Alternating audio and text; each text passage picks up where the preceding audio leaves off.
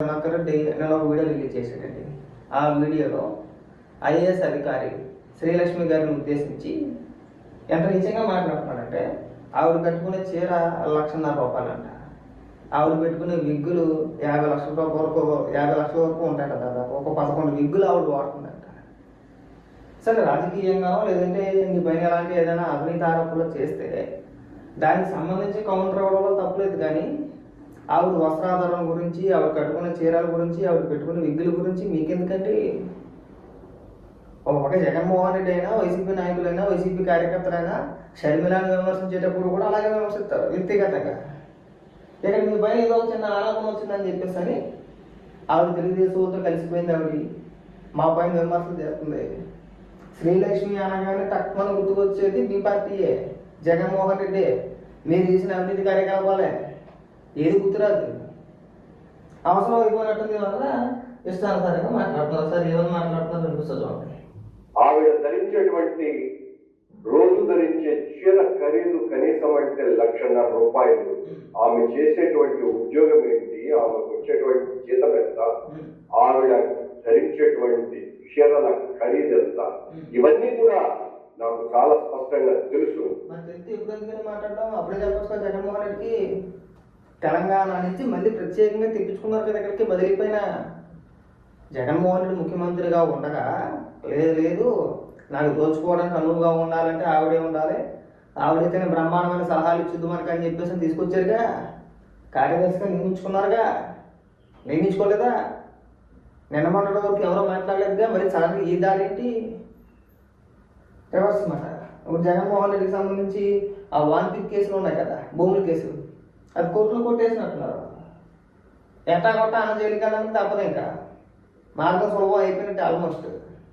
ఇప్పుడు ఎదురుదాడి మాట అంతా ఆవిడే చేసిందని చెప్పేసి ఇప్పుడు ఎదురుదాడి మాట నేను వచ్చి మాట్లాడుతున్నారు.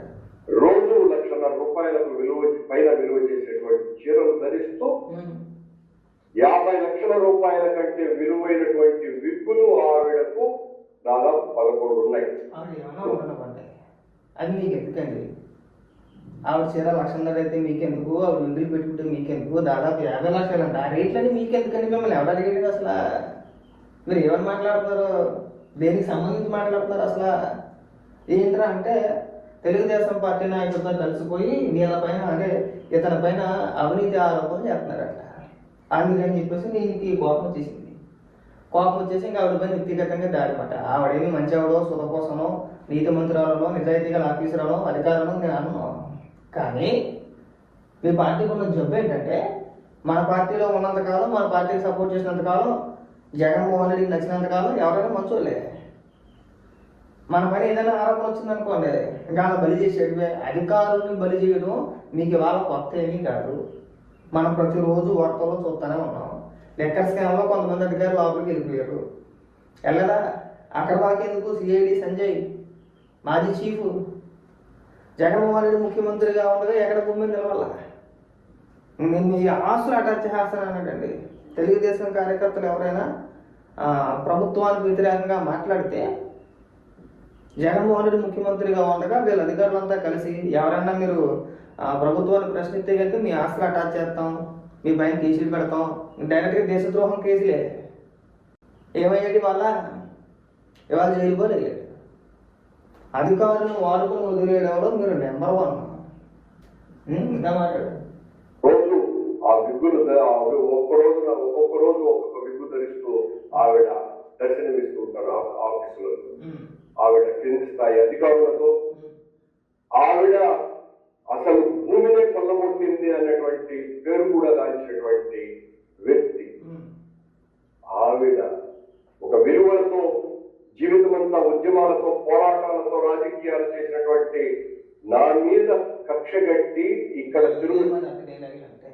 నువ్వు జీవితం అంతా పోరాటాలు చేసేవా? విలువలతోనా? ఎవరి పైన పోరాటం చేసేవు? ఎవరికి నువ్వు పోరాటం చేసేవు? నీ భాషా విధానం చూస్తుంటే ఇలాగే పోరాటం చేశారు మీరు. మాట్లాడితే ఆవిడ అవినీతి అధికారే కాదనట్లా. కానీ ఆవిడ ఎవరు సపోర్ట్ చేసింది? జగన్మోహన్ రెడ్డికే. ఆవిడ జైలుకి ఎందుకు వెళ్ళింది? జగన్మోహన్ రెడ్డిని అడుగు. ఒకవేళ అన్ని తెలిసినోడు మీరు అధికారంలో ఉండగా ఎందుకు ఖండించలేదు? ఏమంటే ఆవిడ ఎందుకు తీసుకొస్తున్నారో మీరు ఆవిడ ప్రత్యేకించి తెలంగాణ నుంచి బదిలీపై మళ్ళీ ఇక్కడికి తీసుకురావాలి.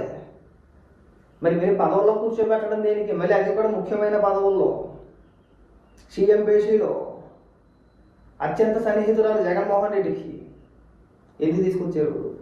ఎందుకు నియమించుకున్నారు? మన బాగా తినేస్తేనే బాగుంటుంది, ఆవిడైతే బ్రహ్మాండమైన సలహా ఇచ్చుద్దనే. ఇవాళ మీ పైన ఏదో ఒక ఆరోపణ వచ్చిందని చెప్పేసి ఆవిడ మాత్రమే అవినీతి అధికారి అంట. మరి జగన్మోహన్ రెడ్డి అంటే రామో చూడండి, ఈ కేసులో ఆవిడ కూడా ఉంటుంది భాగమే, కాదనట్లా. కానీ ఇప్పుడు జగన్మోహన్ రెడ్డి శుద్ధపోస, ఆవిడ మాత్రం అవినీతి పరురాలు. ఇంకా రేపు నుంచి స్టార్ట్ చేస్తారు మొత్తం, బెటాలియన్ అంతా స్టార్ట్ చేస్తారు మొత్తం. ఇప్పుడు జగన్మోహన్ రెడ్డి మంచోడని చెప్పాలి.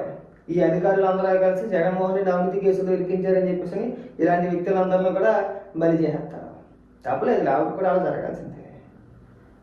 లేదంటే మీ అన్నదాన్ని చూసుకొని వెనకాల జగన్మోహన్ రెడ్డి ఉన్నాడనో, లేదంటే అప్పట్లో రాజశేఖర రెడ్డి ఉన్నాడనో మామూలుగా రెచ్చిపోలేదు ఆవిడ కూడా.